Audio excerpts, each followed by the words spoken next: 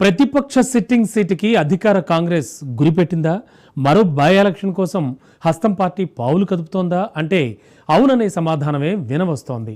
గ్రేటర్లో graph పెంచుకోవడానికి పక్కా planning వేస్తోందట.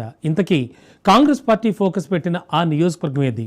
అక్కడ పాగా వేసేందుకు హస్తం అగ్రనేతలు వేస్తోన్న ప్రణాళికలేంటి? ఇంతకు కాంగ్రెస్కు గెలిచే ఛాన్స్ ఉందా?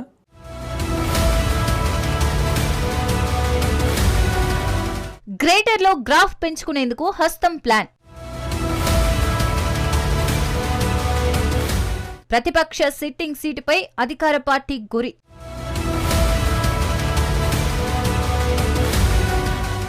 మాగంటి గోపీనాథ్ మృతితో సీటు ఖాళీ.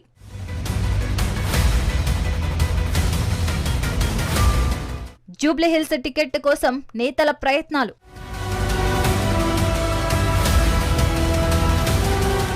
తెలంగాణలో కాంగ్రెస్ అధికారంలోకి వచ్చినా హైదరాబాద్లో మాత్రం ఖాతా తెరవలేకపోయింది. దీంతో రాష్ట్ర రాజధానిలో అధికార పార్టీ తన బలం పెంచుకునేందుకు బల్దియాపై గురిపెట్టింది. లోక్సభ ఎన్నికల్లోపు బీఆర్ఎస్, బీజేపీ నుంచి వీలైనంత మంది కార్పొరేటర్లను తమ పార్టీలోకి చేర్చుకునేందుకు సిద్ధమైంది. హస్తం పార్టీ అధికారంలోకి రావడంతో జీహెచ్ఎంసీ మేయర్, డిప్యూటీ మేయర్లు గులాబీ పార్టీ నుంచి హస్తం పార్టీలోకి చేరిపోయారు.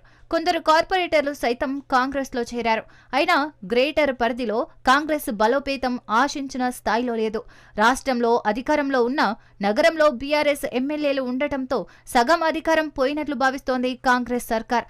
అయితే వచ్చే జీహెచ్ఎంసీ ఎన్నికల్లో హస్తం హవా చూపకపోతే ఇబ్బందులు తప్పవని కాంగ్రెస్ నాయకత్వం భావిస్తోంది.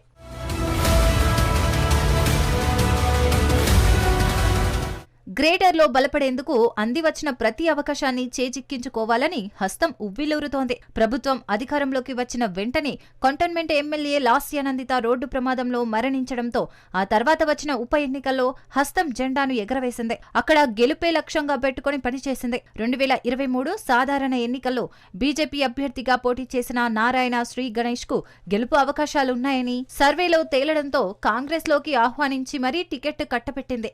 దీంతో అప్పటి వరకు ప్రభుత్వం కూలిపోతుందని కామెంట్స్ చేసిన నేతలకు కంటోన్మెంట్ గెలుపుతో సమాధానం చెప్పింది కాంగ్రెస్. ఆ ఉప ఎన్నికల్లో గెలుపు కోసం వేసిన వ్యూహాత్మక ఎత్తుగడతో హైదరాబాద్ లో గెలుపుకు కాంగ్రెస్ ఎంతటి ప్రాధాన్యత ఇస్తుందో స్పష్టమవుతోంది.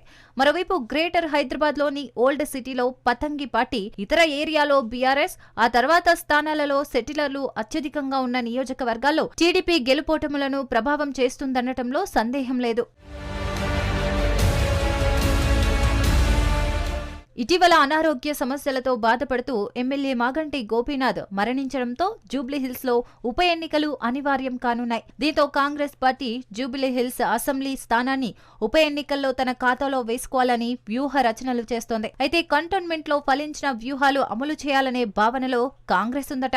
జూబ్లీహిల్స్ నియోజకవర్గంలో కాంగ్రెస్ గెలిచింది అతి తక్కువ సార్లు. ఆ తర్వాత టీడీపీ అనంతరం బీఆర్ఎస్ ఆ నియోజకవర్గంలో పాగా వేశాయి. ఒక్క మాటలో చెప్పాలంటే కాంగ్రెస్ ఆ స్థానంలో అత్యంత బలహీనంగా ఉంది. మొన్నటి ఎన్నికల్లో సైతం 3వ స్థానానికి కాంగ్రెస్ పరిమితమైంది.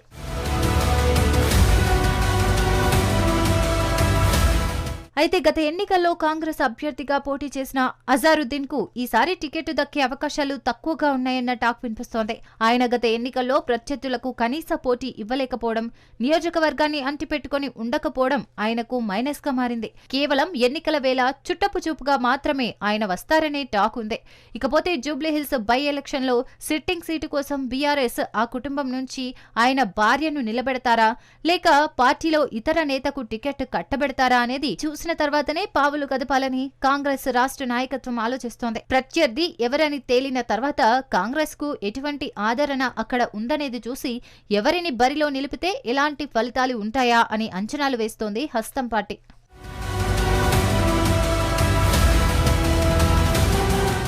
కంటోన్మెంట్ సాధారణ ఎన్నికల్లో పోటీ చేసిన గద్దర్ వెన్నెలకు ఉప ఎన్నికల్లో టికెట్ ఇవ్వకుండా చివరి నిమిషంలో పార్టీ కండువా కప్పుకున్న శ్రీ గణేష్ కు అవకాశం ఇచ్చింది. జూబ్లీహిల్స్ లో కూడా అజారుద్దీన్ ను అదే కోవలో తప్పించాలని చూస్తోందట హస్తం పార్టీ. గత ఎన్నికల్లో ఏఐఎంఐఎం నుంచి పోటీ చేసి 2వ స్థానంలో గెలిచిన నవీన్ యాదవ్ ఇప్పటికే కాంగ్రెస్ లో చేరారు.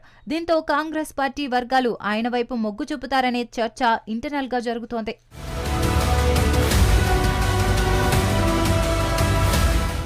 జూబ్లీహిల్స్ కాంగ్రెస్ టికెట్ కోసం కాంగ్రెస్ లోని నేతలు ముమ్మర ప్రయత్నాలు చేస్తున్నారు.